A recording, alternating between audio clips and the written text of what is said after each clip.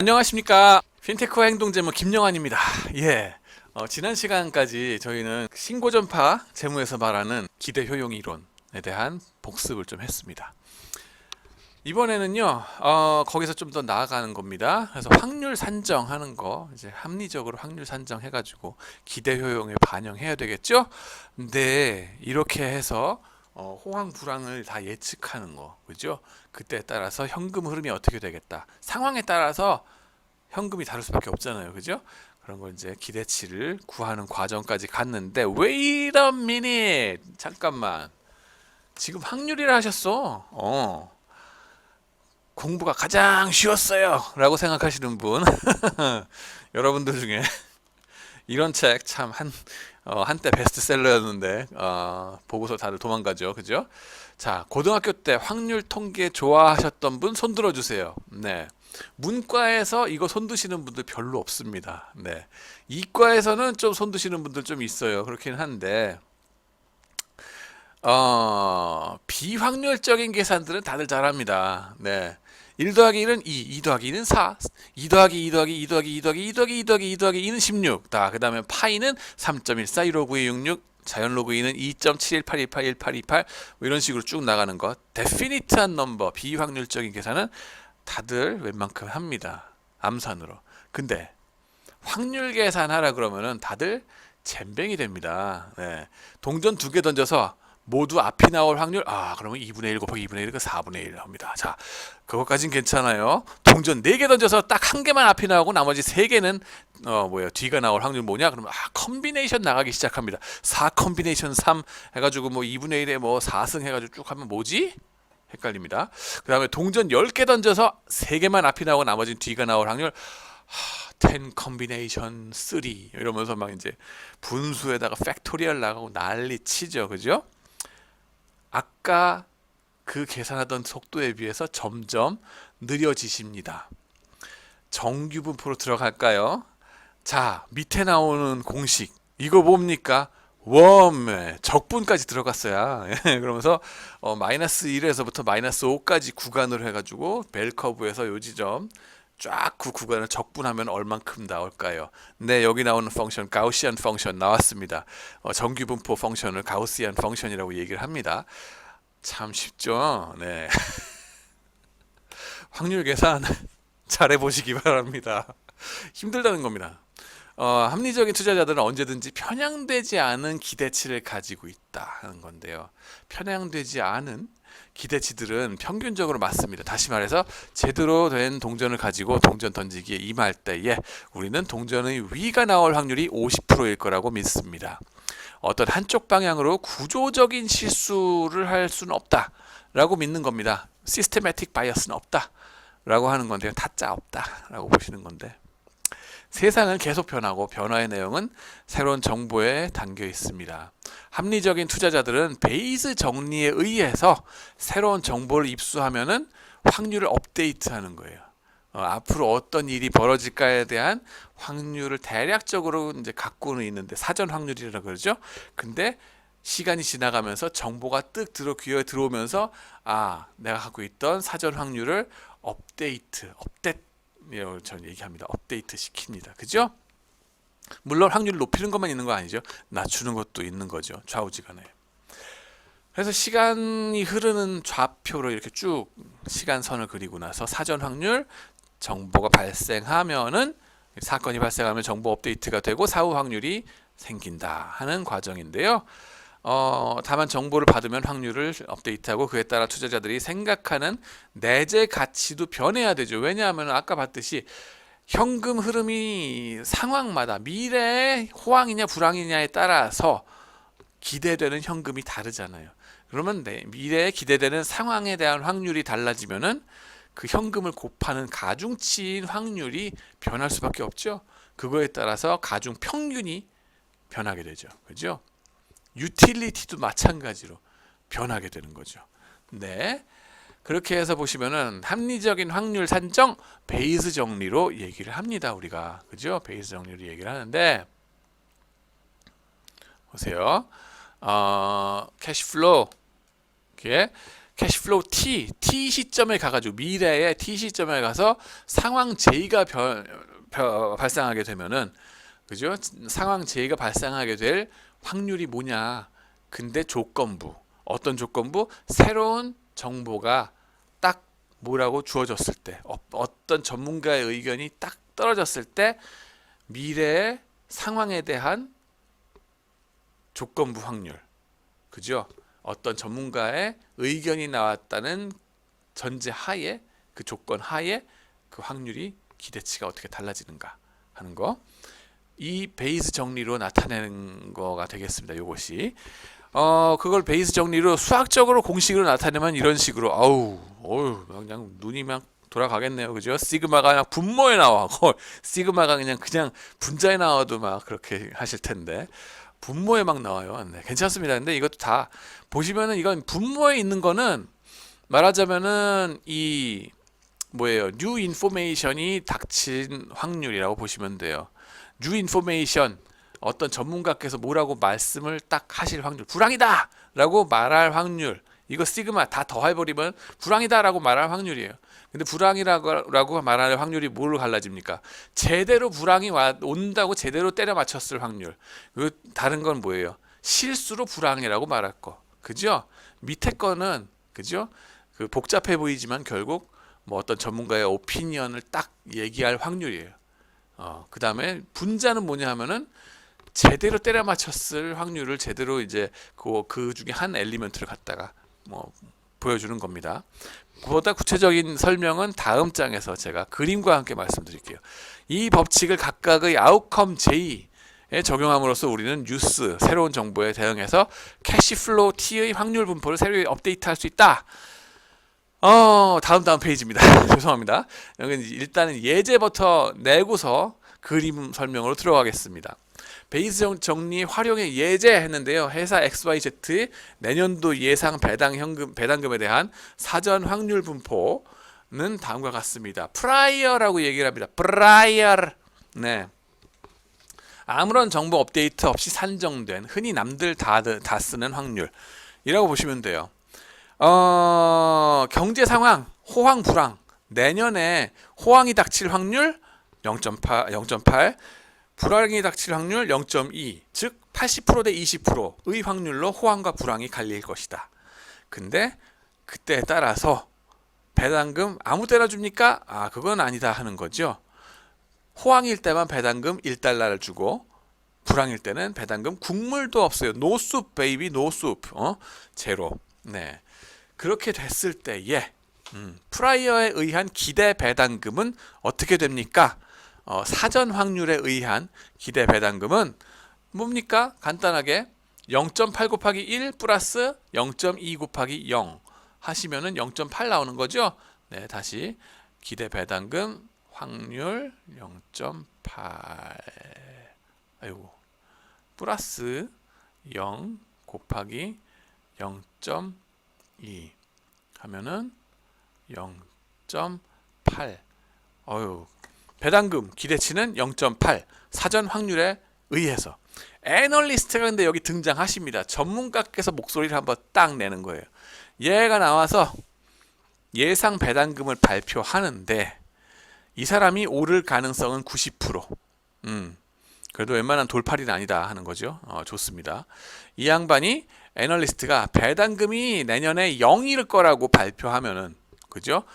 이 불황 예측을 하면은 내년도 배당금이 정말로 정말로 불황이 닥칠 사후 확률은 어떻게 될까요? 하는 게 문제입니다. 아시겠어요? 사전 확률은 불황의 사전 확률은 몇 프로? 20%, 0.2 이거인데 정확도 90%인 전문가께서 내년에 불황이 닥칠 거야 라고 딱 말씀하시면은 내년에 진짜로 불황이 닥칠 사후 확률은 몇일까요? 첫 번째, 이것이 100%일까요? 전문가께서 한마디 말씀하셨다고? 그건 아니겠죠. 얘도 틀릴 확률이 10%는 되는데 아무렴 100%는 아니겠죠. 그 다음에 불황이 닥칠 확률이 사후 확률이 0.2, 20%일까요? 여전히 아니겠죠. 얘가 전문가인데 그래도 맞을 확률이 90%인데 그래서 뭔가 20%보다는 훨씬 높은 숫자가 될 텐데 100%는 아니고 그렇다고 이게 90%일까요? 얘가 맞을 확률이 90%라고? 그것도 아니겠죠. 이제 사후 확률 계산하는 방법, 베이즈 정리를 활용해서 하는 방법을 그림으로 나타내 보겠습니다. 사각형으로 보는 베이즈 정리라고 하는데요. 이거를 원 바이 원, 이 1 곱하기 1의 사각형으로 이 모든 상황의 가능성을 단순화시켜 보자는 겁니다. 내년에 어떤 일이 벌어질지 1 곱하기 1은 1이죠. 확률값의 합은 1이다. 네, 내년에 일어날 모든 경제 상황의 확률의 합은 1일 수밖에 없죠. 일단 요거부터 시작을 합니다. 그러고 나서 보면은 사전 확률로 보면은 호황이 닥칠 확률 80%, 불황이 닥칠 확률 20% 이렇게 나뉩니다. 그죠? 현격하게 색깔로 나눴습니다. 네, 좌측 우측 사전 확률. 근데 전문가께서 말씀을 하십니다. 애널이 경고를 하는데 내년에 불황이 닥칠 것 같아 라고 딱 때렸어. 근데 그러고 나면은 두 가지 경우가 가능한 거죠. 내년에 진짜 불황이 오는데 애널리스트가 제대로 맞춰가지고 경고를 했을 수가 있고, 내년에 실제로 오는 거는 호황인데 얘가 허당지를 해버렸네 실수로. 그래가지고 애널리스트가 경고한 거 이런 가능성이 있습니다. 두 가지가. 그죠? 그러고 나면은 애널리스트가 제대로 경고했을 확률은 어떻게 되느냐? 90% 정확도 곱하기 20% 사전 확률은 18%가 됩니다. 여기에 18%. 네, 그렇게 되고요. 그 다음에는 색깔을 조금 달리 해볼까요? 애널리스트가 경고를 하는데 허당성으로 할 확률 10% 실수를 할 확률이죠. 그리고 실제로 내년에 오는 것은 호황일 확률, 그죠? 이걸 라이클리후드 내지는 우도 함수라고 얘기는 합니다. 뭐 시험에는 안 낼 건데 80%죠. 어차피 이쪽에 있던 덩어리가 80%였죠. 그거 중에서 10%의 확률로 애널리스트가 불황일 거예요 라고 할 확률은 뭐냐 하면은 곱해버리면 8%가 됩니다. 요 넓이가 8%, 요 빨간 거의 넓이는 18%, 그다음에 초록색은 뭐예요? 내년에 진짜로는 뭐예요? 불황이 닥치는데 이 양반이 실수로 불황을 예측 못하고 호황일 거라고 그냥 허당짓을 해버리는 확률도 있겠죠. 그 실수할 확률 뭡니까? 실수할 확률 10%, 그 다음에 요 전체 요 왼쪽 구석에 있는 거에 넓이가 20%였죠. 그거 곱하면 2%, 요 초록색의 면적은 2%. 그 다음에 나머지 이 커다란 건 뭡니까? 하늘색. 애널리스트가 미경고하는 거죠. 내년에 호황이 닥칠 거고 얘도 제대로 호황을 생각해서 불황 경고를 안 때려버릴 확률. 그러고 나면 90% 곱하기 80%는 72%. 그죠? 그래서 보면은 뭐예요? 사각형의 넓이는 여전히 1이어야 한다. 100%여야 한다. 하는 거 체크해 보시면요. 18% 여기 나왔고, 그 다음에는 미경고 요거 2%, 그죠? 그 다음에는 8% 여기 나왔고 72% 여기 나왔습니다. 합치시면은 100% 나오게 됩니다. 그죠? 자, 그래가지고 일단은 사각형 100% 확인은 일단 했어요. 그 다음 베이스 업데이트 한다는 거. 사후 확률로 이 양반이 경고를 때린 전제하에 조건부로 진짜로 불황이 닥치실 확률은 뭐냐. 전문가께서 이렇게 말씀하셨을 때, 그죠? 사후 확률은 이라고 했을 때 보시면은 분모는 경고가 떴답니다. 경고가 떴다. 네, 애널리스트 경고. 근데 이거는 제대로 경고를 한 거하고 실수로 경고한 거하고 이게 빨간색, 보라색의 그 넓이가 되겠죠. 그 다음에는 분자는 경고가 제대로 맞은 경고일 경우 빨간색이겠죠. 그러고 보면은 요 4개 사각형에서 파란색하고 초록색만 사라져주고 나머지 갖고서 계산하면 된다 하는 겁니다. 그래서 분자 경고가 맞았다. 사후 확률 보시면은 분모는 애널리스트가 경고를 했다. 제대로 경고를 했든 허당으로 경고를 했든 그게 분모가 됩니다. 그러고 나면 분모에는 18% 곱하기 8%, 분자에는 18% 하나 들어가고 요게 반복되네요. 그죠? 18%. 네. 이런 식으로 계산이 되는 겁니다. 그리고 사후 확률을 하면은 69%가 됩니다. 근 70%라고 생각하셔도 되겠죠? 자, 보시고 나면 뭐예요? 사전 확률 얼마였어요? 사전 확률 20%였는데 사후 확률 얼마? 근 70%까지 올라갑니다. 네. 심대하게 올라가죠. 벌써 한 3배 넘게 올라가는 겁니다. 그죠? 대단하죠? 그래서 전문가의 역할이 거기 있다 하는 겁니다. 자, 이걸 수학적 아까 보여드렸던 공식으로 가지고서 쭉 계산하면은 이런 식으로 나오게 된다 하는 건데, 진짜로 불황이 온다고 했는데 애널이 그렇게 얘기했는데 말할 확률, 그죠? 이런 거 쭉 해서 보시면은 계산이 되겠습니다. 근데 사실 이렇게 쭉 숫자로 얘기하는 것보다 그림으로 말씀드리는 게 훨씬 더 이해가 빠르죠, 그죠? 네, 보시고서 말씀하시면 됩니다. 결과는 똑같습니다. 그렇게 해가지고 사후 확률 계산하면은 되고, 사후 확률 계산하고서 끝나지 않습니다. 그걸 갖다가 배당금에다가 적용시켜서 기대 배당금으로 가져가야 되겠죠. 그러면 기대 배당금은 얼마? 네, 그거 하나에 따라서 0.3달러로 떨어지십니다. 아까 기대 배당금 사전 확률에 의해서 기대 배당금 80센트였죠. 0.8달러였는데 애널리스트께서 한 말씀 하시고 나서 기대 배당금이 얼마가 된다고요? 30센트로, 80센트에서 30.77센트로 확 떨어져 버립니다. 8분의 3으로. 네, 그러면 주가가 어떻게 될까요? 기대되는 현금이 펑 떨어졌네요. 그거에 따라서 주가도 펑 떨어질 수밖에 없겠죠. 네, 전문가의 한 말씀으로 주가가 떨어지는 현상 설명이 가능하다 하는 겁니다. 합리적으로 다 이 시장의 효율성 다 적용해서 보면요, 베이지안 업데이트를 하기 때문이다 라고 얘기를 합니다. 베이지안 업데이트. 베이지안 업데이트 얘기가 나와서 말인데, 만약에 사전 확률이 아주 작다면 어떤가 하는 것도 좀 재미있는 이슈가 됩니다. 그 다음에는 또 생각해 볼 수 있는 거는, 전문가라고 하는 인간의 말이 페이크 뉴스면 어떡할래 하는 겁니다. 그죠? 그 사람이 90% 확률로 맞출까, 아니면은 90% 확률로 틀릴까, 내지는 절반만 맞더라, 이런 거에 따라서 사후 확률 업데이트가 많이 달라집니다. 그죠? 여기에 나오는 거 암으로 한번 봅시다. 제가 지금 이제 50살 근처가 되니까 이제 이런 거가 좀 컨선이 되긴 하는데 겁납니다. 네.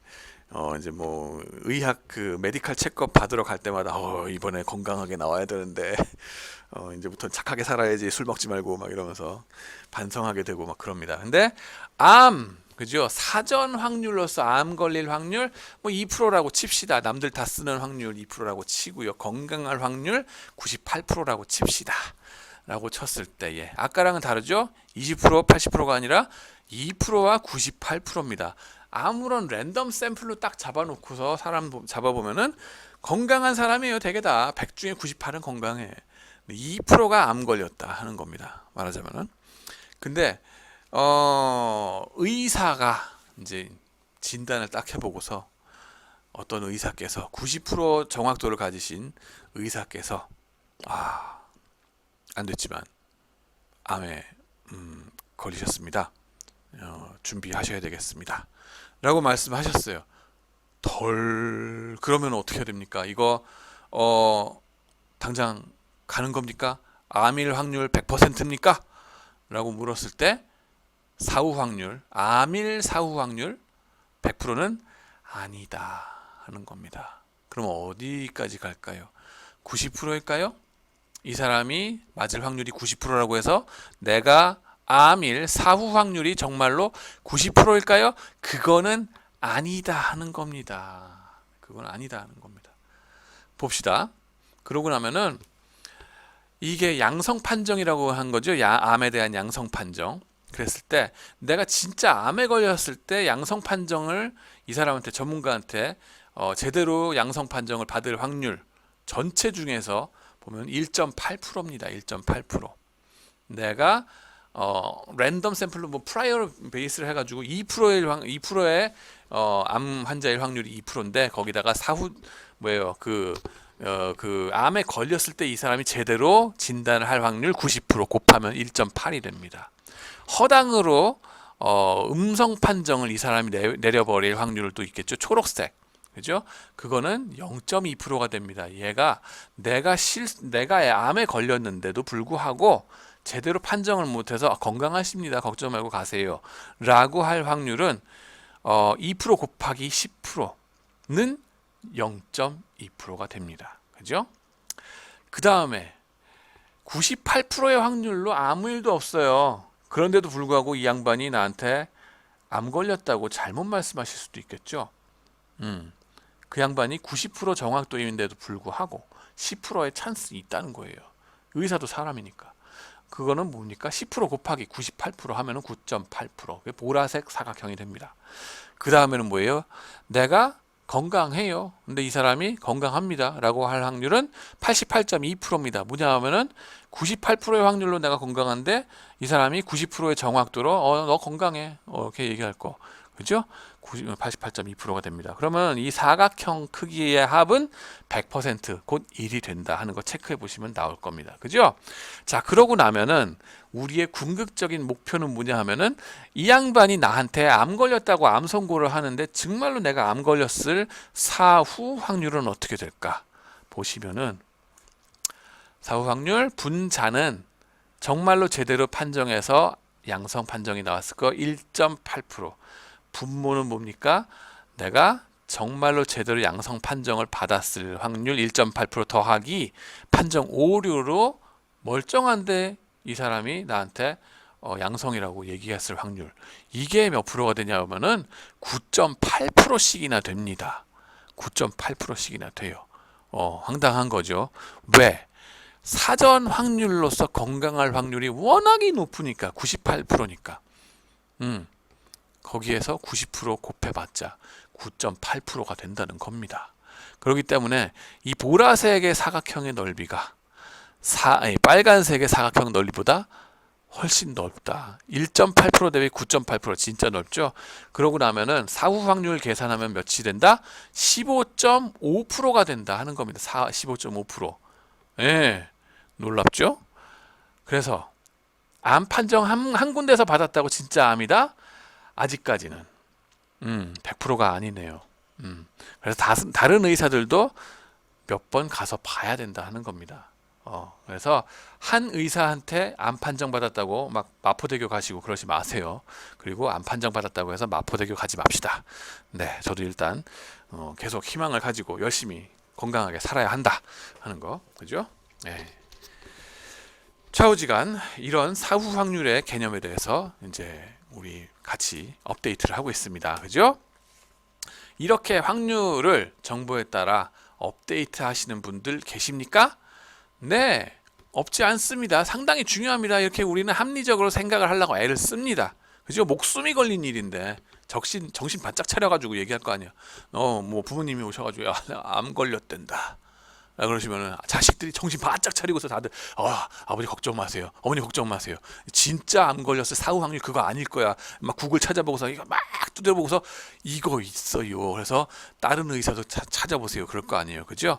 정신 바짝 차려서 하다 보면은 학습 경험 이런 거 하는 것을 또 학습 경험을 통해서 이제 베이지안 업데이트들 계속 합니다. 정신 바짝 차리면 이런 것들이 또한 장난 아니게 이 여러 군데에서 또 베이지안 업데이트가 쓰입니다. 생존, 진화론 이런 것들을 설명할 때도 적자 생존 이런 것들 설명할 때도 베이지안 업데이트가 설명이 됩니다. 어떠한 특질이 있었을 때 얘네가 살아남을 확률 있잖아요. 그러고 나서 어떤 조건이 운석이 충돌을 했어. 바이러스가 막 뜻하지 않게 막 퍼지기 시작했어. 외생적인 충격이 팍 터지고 나서 얘네가 살아남을 확률 또 사후 확률을 또 업데이트 해야 되겠죠. 이런 것들 어떤 조건에 맞는 그 조건이 주어지고 나서 정보가 확 변하고 나서 이 생존 확률이 확 달라지고 막 이런 것들 그러고 나면은 그런 조건에 맞는 개체들 그죠. 얘네들이 살아갈 수 있는 생존 확률이 더 높아지고 낮아지고 막 이런 것들 보시면은 다 이런 것이 생존 진화나 이런 거에도 베이지안 업데이트가 오랜 세월에 걸쳐서 적용은 됩니다. 생존 확률 높은 애들이 종족 보존을 많이 한다. 사후 확률적으로 거기에 맞게 적응한 개체들이 있더라 하는 거. 프라이어 확률이 맞다는 전제 하에 베이스 정리를 쓰면은 정보가 올 때마다 내재 가치도 적절하게 조정이 됩니다. 그런데 모델은 정확한데 그 사전 확률은 어디서 온 거예요? 남들이 다 쓰는 사전 확률이 진짜? 남들이 다 썼어요? 불황이 닥칠 확률 20%라고 아까 그냥 떨어뜨려 드렸는데 누구 맘대로 20%래? 그런 거에 가는 거죠. 그죠? 누구 맘대로 20%래? 모릅니다. 그거에 대한 질문은 없어요. 어디 시험 문제로 주어지는 거. 여기서 이제 한국 학생들이 이제 자꾸 나가 떨어지는 겁니다. 질문을 안 해요. 프라이어 확률 그거 어디 누구 맘대로? 우리가 왜 질문 안 합니까? 시험 문제에서 주어졌으니까 묻지 않고 그냥 주어 섬겼거든. 근데 여기에 챌린지를 하는 거. 누구 맘대로 20%인데? 라고 도전하는 게 이제 필요합니다. 한국 학생들도. 프라이어 확률은 어디서 온 거죠? 그 정확한 거예요? 라는 퀘셔닝부터 들어가는 겁니다. 비헤이비어럴 파이낸스에서는. 베이스는 단지 어떻게 정보에 따라서 그걸 조정하는지를 생각해낸 것 뿐입니다. 왜 베이스 정리가 우리에게 유용한가? 그죠? 하는 거가 이제 이슈가 되는데요. 합리적인 의사 결정자의 생각 프로세스로서의 벤치마크는 정확합니다. 어떠한 마네킹, 생각 프로세스의 이런 모델이야 베이지한 업데이트를 우린 해 라는 수학적인 모델링은 딱 됩니다. 이들이 어떻게 결정할지 아주 정확한 예측이 가능합니다. 실험실 환경에서 사람들이 정말 베이지한 업데이트를 하는지 테스트하기에도 아주 좋습니다. 베이스 정리에 벗어나는 근데 많은 구조적인 증거들도 또 있습니다. 확률적인 것을 가지고 의사결정할 때 사람들은 생각하기에 편한 휴리스틱이나 룰 오브 썸 이런 거 있잖아요. 내가 이 바닥에서 일해봐서 아는데 내가 좀 해봐서 아는데 여기도 많이 듣던 거 아닙니까? 몇 년 전에 그죠? 그 사업 뭐죠? 뭐 토목공사 막 하면 내가 좀 해봐서 아는데 CEO였거든. 룰 오브 썸 뭐 이렇게 나갑니다. 사실 뭐예요? 뭐 인수합병할 때 보면은 내가 또 인수합병을 뭐 오랫동안 해봐서 아는데 DCF 됐고 뭐 캐시플로에 한 5배 정도면은 뭐 프라이스로 페이하기 좋더라. 5배, 손가락 5개거든요. 그죠? 혹은 6배. 페이백 피어리어드 딱 갖다 대면서 6년 동안 뭐 하는 거면 되더라. 룰 오브 썸, 딴 거 필요 없고 뭐 이 바닥에서 벤처 갔다가 뭐예요? 그 바이오테크 벤처 하는데 우리 뭐 어떤 걸로 해볼까? 뭐 클릭수 대비로 몇 배로 하면 된다. 뭐 이런 식의 룰 오브 썸들 막 드러납니다. 그죠? 이게 합리적인 겁니까? 완전히 과학적인 계산에 의한 거냐? 아니거든요. 룰 오브 썸 갖고서 그냥 하는 게 인더스트리 보편화돼 있습니다. 예. 일상적으로 이런 것들이 유용하긴 하지만 구조적인 어떤 편견을 야기합니다. 나만 이 룰 오브 썸 갖고서 살다가 가시면 모르겠는데 내가 워런 버핏이네. 룰 오브 썸 5손가락 딱 얘기하네. 그럼 사람들이 뭐라 그래요? 다른 DCF 됐고 뭐 룰 오브 썸 5개, 5손가락 이게 최고야. 막 이러면서 다 따라하네. 그러면 다 같이 틀려버리고 어떤 일정한 방향으로 다 같이 틀려버리는 거죠. 그죠? 그런 현상들이 벌어질 수 있다는 겁니다. 물론 워런 버핏이 틀렸다는 얘기 아닙니다. 지금 예를 들면 빅가이가 그런 식으로 해버리면은 그죠? 이런 경우들이 비일비재합니다. 시장에서 보시면은 그러고는 실제 확률 산정에 있어서 그러면 우리가 그 휴리스틱이라든가 아니면 그 확률에 대한 우리가 프라이어로 가지고 있는 거 있잖아요. 사전 확률적인 거. 그건 얼만큼 우리가 정확히 갖고 있는가? 아니면 어떤 바이어스를 가지고서 우리가 잘못 산정하고 잘못 가지고 있는가에 대해서 한번 보겠습니다. 여러분한테 이렇게 질문을 하잖아요. 그러면 한번 대답을 해보세요. 3초 내로. 자, 미국에서 총기 살인 사건으로 인해서 죽을 확률 나누기 뇌졸중으로 뻗어 죽을 확률이 몇 정도 될까요? 비율로 따지면은. 네? 3초. 네. 여러분들한테 여쭤보면요. 대체로 숫자를 어떤 분들은 막 1 아니냐 아니면 0.5 아니냐 막 이렇게 말씀을 하세요. 뇌졸중으로 죽는 사람 한 명 있으면 그거에마다 총 맞아 죽는 사람도 한 명씩 있는 거 아닐까 라고 생각하시는 분들 많은데 총기 살인 사건으로 사망할 확률은 325명 중에 한 명이라고 합니다. 대체로. 물론 요즘 코로나 바이러스 때문에 또 어떻게 될지 모르죠. 이 숫자가 조금은 올라가겠죠. 근데 뇌졸중으로 사망할 확률은 그거보다 훨씬 큽니다. 23명 중에 1명은 뇌졸중으로 죽는다고 합니다. 스트로크가 오셔가지고 하고 가시는 거죠. 자, 그러고 나면은 그 확률의 비율은 0.071 정도 된다고 합니다. 네, 0.071. 네. 아까 그 3초 시간 여유 드렸을 때 1이라고 대답하신 분 계시거나 0.5라고 생각하신 분들, 이 0.071이라고 하는 숫자랑 대비해 보면은 자신이 얼만큼 빗나가 있는지를 아시게 될 겁니다. 그러고 나면은 왜 그렇게 빗나가게 우리가 생각을 했을까? 비일비재해요. 여러분, 많은 사람들이 이렇게 생각을 합니다. 물론 이런 걸 물어봤을 때 이미 너찌 책을 읽었거나 아니면 비헤이비어럴 파이낸스 관련된 책들을 탐독하신 분들은 안 틀립니다. 뭐 아주 낮은 확률로 대답하시는 분들도 있습니다.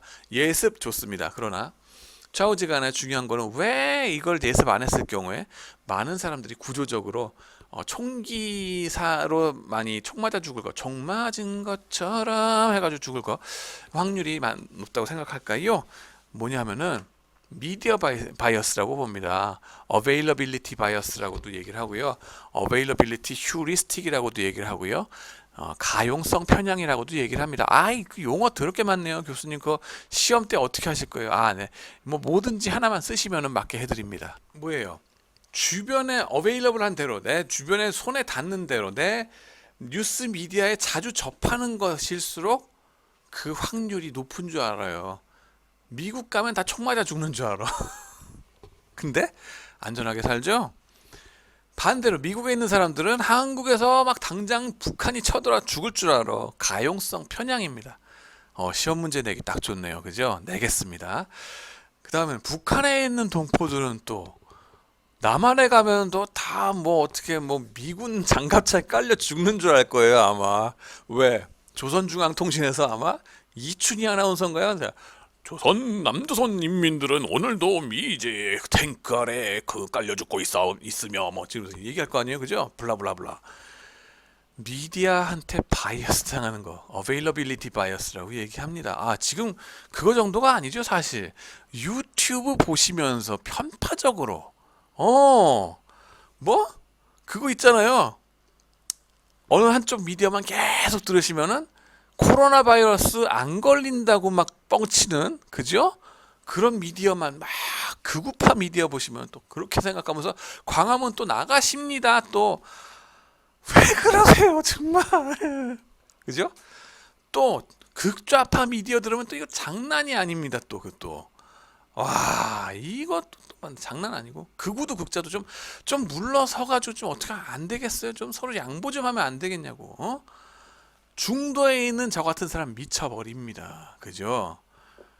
가용성 편향. 자, 그 다음에 또 뭐예요? 그 분자에 대한 얘기고, 아까 총 맞아 죽는 거, 그죠? 총 맞은 것처럼. 그 다음 두 번째는 스트로크로 돌아가실 확률. 미디어에 안 나오는 거는 확률이 진짜 낮은 줄 알아요. 근데 사실은 그게 진짜 복병이다 하는 거예요. 진짜 준비를 해야 된다. 저도 말만 하는데 입만 살았지 제가. 이게 정말로 장난이 아니긴 합니다. 이제 50살 근처 돼가면서 어르신들이 이제 보시면은 치매에 걸리는 확률 정말 높아요. 저희 어머니가 치매 걸리실 줄은 전 몰랐어요. 치매 걸리셔가지고 고생하시다가 이제 돌아가셨는데, 그죠?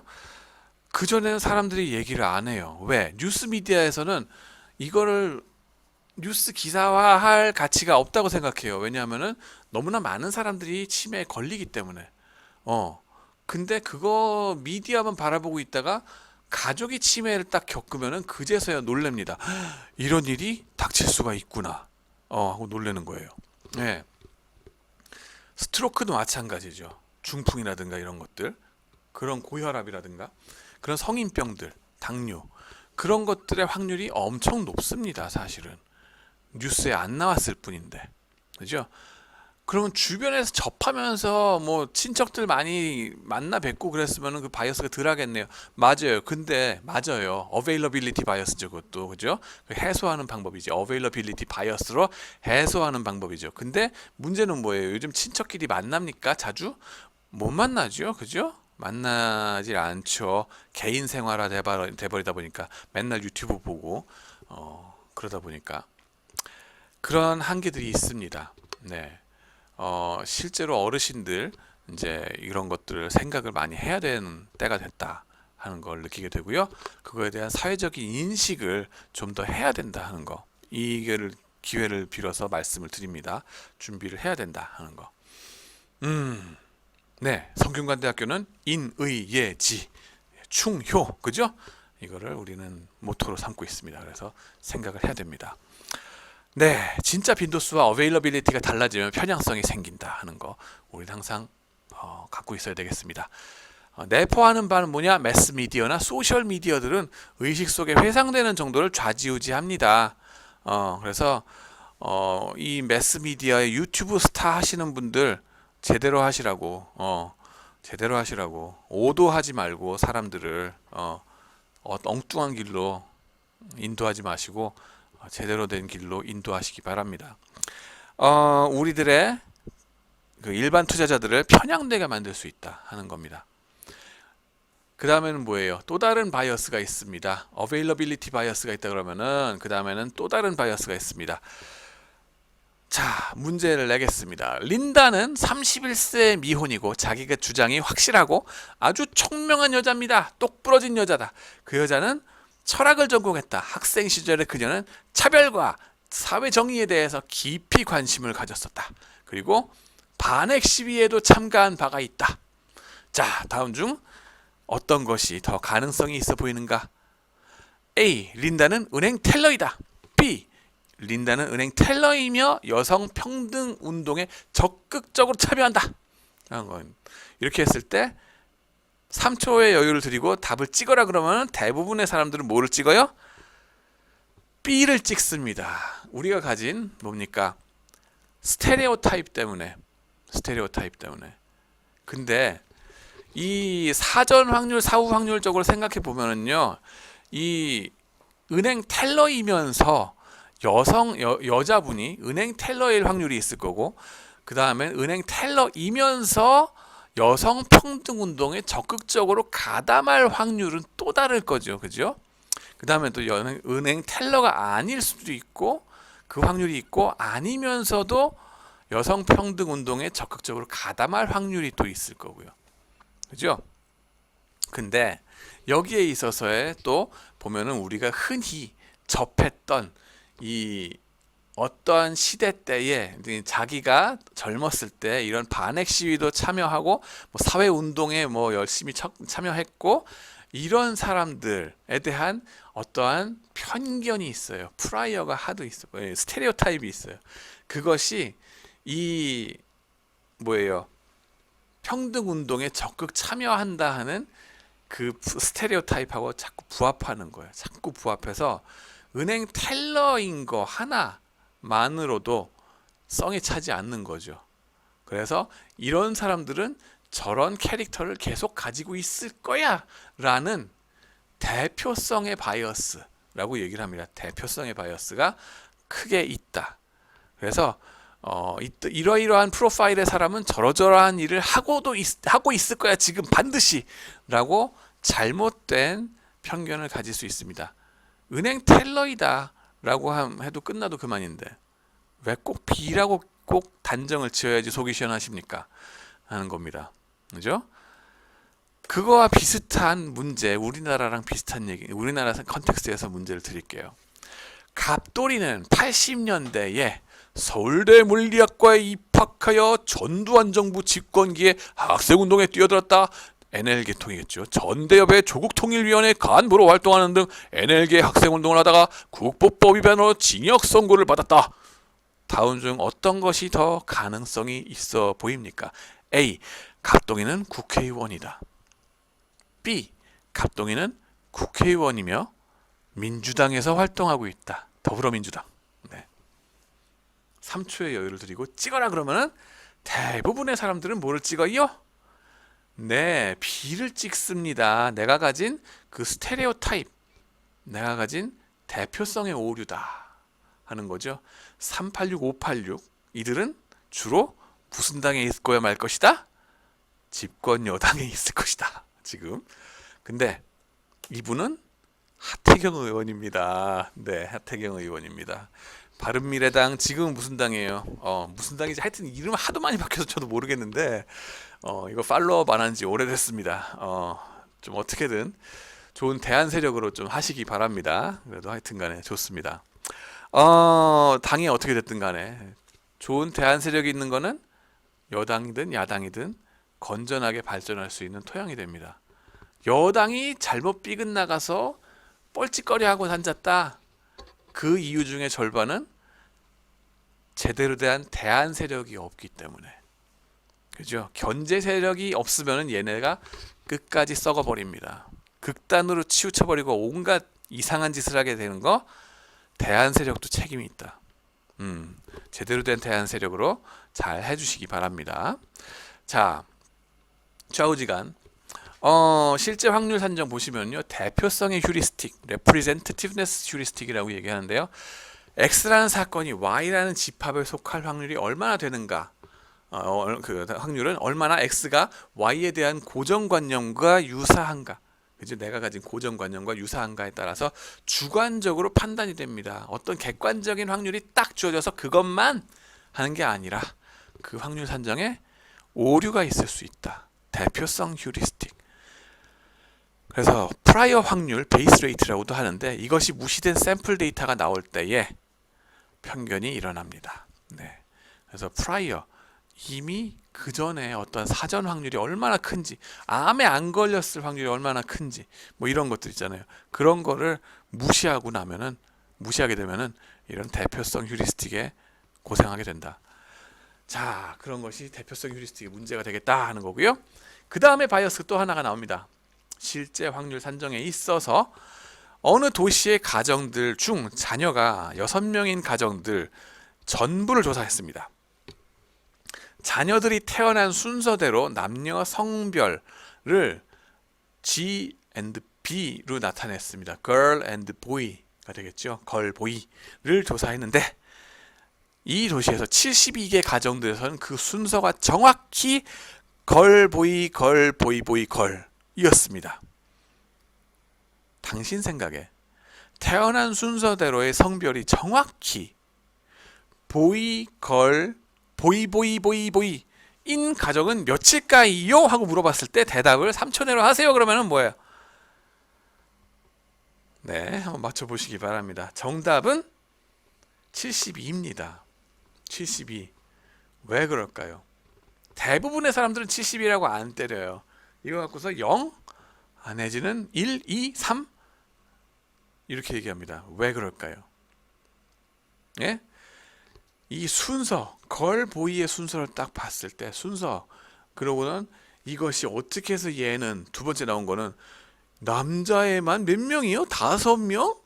여자애는 1명이고 이거 어느 한쪽으로 완전 치우쳐 버렸네. 반면 저쪽 위에 있는 거는 걸보이가 반반 섞인 거에 가깝다고 볼 수 있네.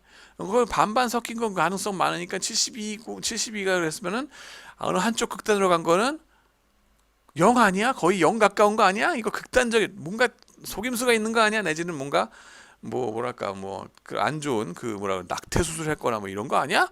라고 오해를 하실 수가 있습니다. 근데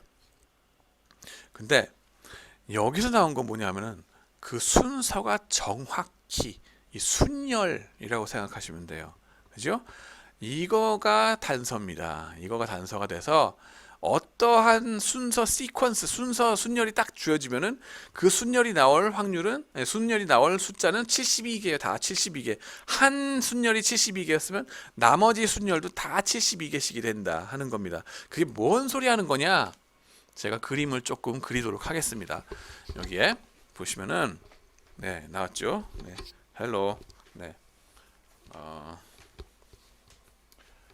자, 여성 상위 시대니까 자, 여기서 애를 낳습니다. 그러면은 첫애가 걸, 보이 나올 수 있겠죠?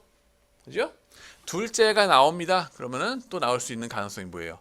걸, 보이 나올 수 있죠? 그 다음에 여기도 마찬가지로 걸, 보이. 그 다음에 뭐예요? 여기서도 또 세 번째가 나옵니다. 걸, 보이. 그 다음에 여기서도 또 걸, 보이. 그 다음에는 여기도 또 나오겠죠? 뚜두두두둑 나올 텐데 아까 나왔던 게 뭐예요? 첫 번째 내가 얘기했던 패스, 시퀀스라고 하나요? 영어로는 우리 순열 보시면은 G, B, G, B, B, G였습니다. G, B, G, 그 다음에 B, B, B, B, G로 나갑니다. 이렇게 나가는 거. 그죠? 이것이 72개 가정이 됩니다. 요 한 경로 이거죠. 그죠? 걸, 보이, 걸, 보이, 보이, 걸. 그죠? 이것이 72개 출현합니다. 그죠? 72개 가정이 출현합니다. 그러면 요 쭈루루루 보시면은 그 상상 가능한 모든 가정들의 경로를 보시면 아들 낳고 딸 낳고 하는 그 경로들을 생각해 보면은 경로마다 나뭇가지 쳐 나가는 경로마다 뭐가 숫자가 대체로 몇이겠어요? 대체로 72, 72, 72 이런 식으로 쭉 나오겠죠, 그죠? 그 얘기입니다. 그 얘기입니다. 그래가지고 보시면은 두 번째 건 뭐예요? 보이, 걸, 까만색으로 할까요? 파란색으로 하자 이번에. 네, 파란색으로 보이, 걸, 보이, 보이, 보이, 보이. 이렇게 쭉 나가는 가지쳐 나가는 것도 72개 쭉 있을 거예요, 가정이. 그죠? 그래가지고 이 가지쳐 나가는, 그죠? 그거에 따라서 이 끝에 가면은 72개 가정, 72개 가정 쭈르륵 된다는 겁니다. 그죠? 그래서 72개예요. 답은. 그죠? 근데 문제는 뭐예요? 문제는 뭡니까?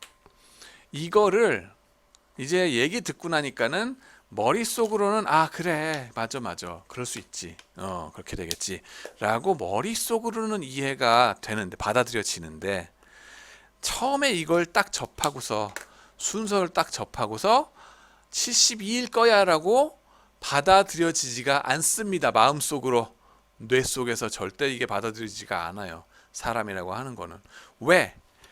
두 번째 시퀀스는 두 번째 순서를 보면은 보이가 너무 많아. 어느 한쪽으로 치우쳐졌어. 이거는 걸 보이가 페어하게 반반으로 해가지고 나왔을 리가 없어 라고 현실 부정을 하게 됩니다. 반면 첫 번째 거는 걸 보이가 반반쯤 이렇게 대략 섞였으니까 저거는 뭔가 괜찮은 거, 그 반반의 확률이 적당히 나타났을 거라고 생각하게 되는 거예요. 그런 식으로 인식하게 되는 것을 우리는 지엽적 대표성의 오류라고 얘기를 합니다. 이게 남자 여자 실현되는 확률이 그죠? 남자 여자 실현되는 아들 딸 실현되는 확률이 반반이다 하는 거는 일반적인 룰이잖아요. 그죠? 100만 명 애들 낳았다고 쳤을 때 그때 절반 정도는 남자의 절반 정도는 여자의 이런 식으로 되는 거 아닙니까? 그죠? 근데 그 100만 명 내지는 모든 인구를 통틀어서 막 했을 때가 아니라 이렇게 딱 몇 명의 시퀀스를 집합을 봤을 때에 그때조차도 반반이 이루어지지 않으면은 내 속이 시원치가 않아. 그러면서 현실 부정을 하게 되는 거예요. 이거 뭔가 문제가 있는 샘플링이었어. 이렇게 받아들이게 되는 거. 이것이 바로 local representativeness bias 내지는 지역적 대표성의 오류라고 얘기하는 겁니다. 그죠? 데이터는 불규칙적일 때에 더 랜덤한 것처럼 보입니다. 걸보이가 적당히 섞였을 때, 불규칙에 막 왔다가 걸보이 막 이럴 때에 랜덤하군 이렇게 생각하고요. 이렇게 보이 막 나오면 이상한데 내 눈을 의심하게 되는, 내 마음을 의심하게 되는, 그죠? 그게 지역적 대표성의 오류가 되겠습니다. 아들, 딸이 나오게 되는 대표적인 확률 과정이 50대 50인 거는 전체 집단 인구에서 입증된 것에 인 건데, 그거에 멈추지 않고 지역적으로 추출된 그런 한 observation, 한 관측치에서도 눈에 그것이 보여야지, 50대 50이 눈에 보여야지 속이 시원한 그런 사람의 본능이다. 그 한 옵서베이션에서 확인이 안 되면 대표성이 있는 랜덤 샘플이 아니었다고, 무작위 추출이 아니었다고 생각하면서 이거 뭔가 이상해, 이러면서 막 뒤집어 엎고 막 총 들고 막 싸움질 하려고 드는 거, 도박판에서 이런 것이 되겠습니다.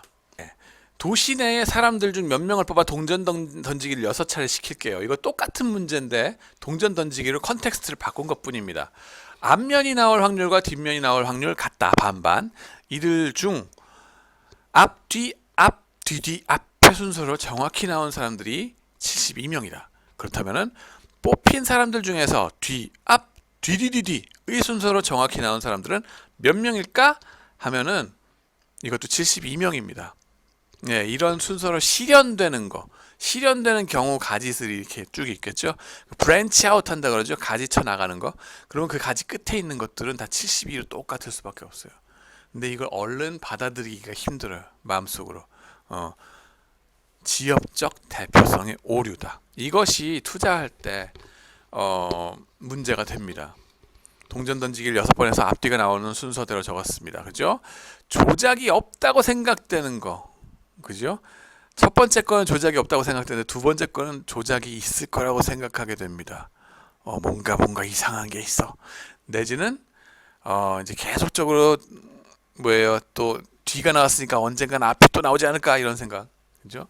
조작이 없는 동전을 던져서 정확히 각자의 그런 순서대로 나올 확률은 둘 다 같습니다. 그러나 대다수의 사람들은 얼른 보기에 앞뒤가 자주 교차되는 것이 어느 한쪽만 연속으로 나오는 것보다 더 조작이 없는 동전이라고 생각하기 마련입니다. 의심이 끝이 없다. 로컬 레프리젠테티브네스 바이어스 0.5라는 상대 빈도는 무한대 번을 반복 시행했어야 가능한 건데요. 어찌해서 그 지역적인 샘플, 지역적인, 그죠? 국한된 샘플에서까지도 그 반반이 실현되기를 바라십니까? 하는 겁니다. 다음 뭐예요? 로컬 레프리젠테티브네스 바이어스가 또 나오는 거는 도박사의 오류라고도 합니다. 도박사의 오류. 룰렛 보면은요, 룰렛에다가 돈 거셔 보신 분들 아시죠? 빨간색과 까만색 거의 반반 섞여 있기는 하죠. 그래서 뭐예요? 확 돌려보고서 이제 지금까지 계속 빨간색이 나왔으니까 이제는 깜장색이 나올 거야. 이제 하는 거, 이게 도박사의 오류가 되겠습니다. 계속 거십니다. 이제 지금까지 계속 빨간색이었기 때문에, 그렇다고 해서 그것 때문에 다음번에 꼭 검정색이 더 많이 나올까요? 그죠? 생각해 보면은 이 보이 여기까지 갔어요. 이 사람들이 아기를 낳아요. 그 다음번에 7번째 애를 낳았을 때 거리 나올 확률이 더 0.5보다 클까요? 0.7 막 이렇게 될까요? 단지 지난 몇 번 동안 남자애들이 쏟아졌다고 해서 앞으로 이제는 거리 나올 확률이 더 높을 거야, 그럴까요? 아니죠. 이제나 저제나 남자애가 나오고 여자애가 나올 확률은 반반이다 하는 겁니다. 그런데도 불구하고 눈깔 빠지게 깜장색 룰렛을 기다리면서 막 또 투전하십니다. 도박사 쪽박 나는 거죠. 네, 도박이 아니라 쪽박입니다, 이런 건. 자, 주가가 계속 떨어졌으니 이제 올라갈 거야. 지금까지 떨어졌다고 해서 이제 올라갈 거야? 올라갈 거예요? 그건 랜덤 워크 아닙니다. 경제 이론에 의하면은 랜덤 워크여야 하거든. 근데 그런 믿음이 안 생기고 지금까지 내려왔으니까, 이거 이랬으니까 반전이 있겠지, 쥐구멍에 벼뜰 날이 오겠지 하는 거, 이거는 합리적인 것이 아닙니다. 도박사의 오류, 쪽박 나실 짓입니다. 새로운 좋은 정보가 없는 이상 올라가거나 내려가거나 하는 건 늘 랜덤 워크거든요. 그래서 쭉쭉쭉쭉 떨어졌어도 또 떨어질 확률도 여전히 50%, 올라갈 확률도 여전히 50%인 거예요. 반반인 거예요. 예. 쥐구멍에도 볕들 나온다 하고서 로또성 주식에 투자하시는 분들, 도박사의 오류에 빠지신 거라고 할 수도 있습니다. 물론 오버리액션 된다면서요. 네, 맞습니다. 그거는 뭐예요? 고전파적 설명하고는, 경제학적 설명하고는 반대된다는 거죠. 네. 자, 볕이 안 뜰 날이 계속 올 수도 있다 하는 겁니다. 자, 그 다음에 농구에서 핫핸드 팰러시도 이거랑 같이 간다고 봅니다. 그래서 뜨거운 손에 오류라 그러는데, 저 사람 오늘 서장훈이가 막 골을 많이 넣네? 오늘 히삿! 오늘 공 걔한테 계속 줘! 그럼 더 집어넣을지 누가 알아? 막 하는 거. 이것도 이 지엽적 대표성 오류의 또 다른 형태입니다. 또 다른 형태입니다. 지금까지 잘했으니 앞으로 될 거야 라고 믿고서 계속 주는 거. 그죠? 합리적으로 봤을 때는 아니다. 그 사람의 선수가 선수마다 슛에서 성공할 확률은 웬만큼 정해져 있습니다. 그 날이라고 해서 더 100%가 되느냐? 아니란 겁니다. 그런데 그날따라 더 100%에 가까울 거라고 믿고 싶어서 사람들이 자꾸 주는 거예요. 오늘 뭔가 있어, something special about him 이러면서 막 오늘 줘야만 돼. 이걸 페어한 그런 무슨 probability에 의해서 걔의 고유의 확률을 가지고서 그 계속적으로 이제 꾸준하게 넣는 게 아니라 오늘 뭔가 스페셜해라고 생각하는 거. 지엽적 대표성의 오류다. 감독님께서 그러시는데요, 오류다라고 하는 게 얘기가 되겠습니다. local representativeness bias, overreaction 보시면요, 파이낸스에서 확연히 들어간다 하는 건데, 투자금들은 최근에 성과가 좋았던 뮤추얼 펀드로 몰릴 수밖에 없죠. 좋은 투자라는 고정관념에 잘 맞습니다. 투자금은 과거에 선방했던 주식에 몰리게 되고, 과거에 성과가 나빴던 주식에서 빠져나가게 되고, 이렇게 되면 뭐가 된다? 모멘텀이 된다 하는 겁니다. 장기적으로는 가격이 너무 올라가면 아비트라저들이 들어와서 공매도 치는 바람에 평균으로 회귀한다 하는 거죠. 롱런 리버설이 될 수 있게 되고. 자, 오늘은 거기까지 얘기를 하고요. 다음번에는 우리가 실제 확률 산정 중에서 단내리기 효과, 꽂힘, 이거에 대해서 앵커링 바이어스라고 하는데, 답정너라고 해야 되나요, 거의? 이거에 대해서 또 한번 커버해 보도록 하겠습니다. 그러면은 다음 시간을 기대하면서 여러분들 오늘 시청해 주시고 수강해 주셔서 감사합니다. 네, 안녕히 계세요.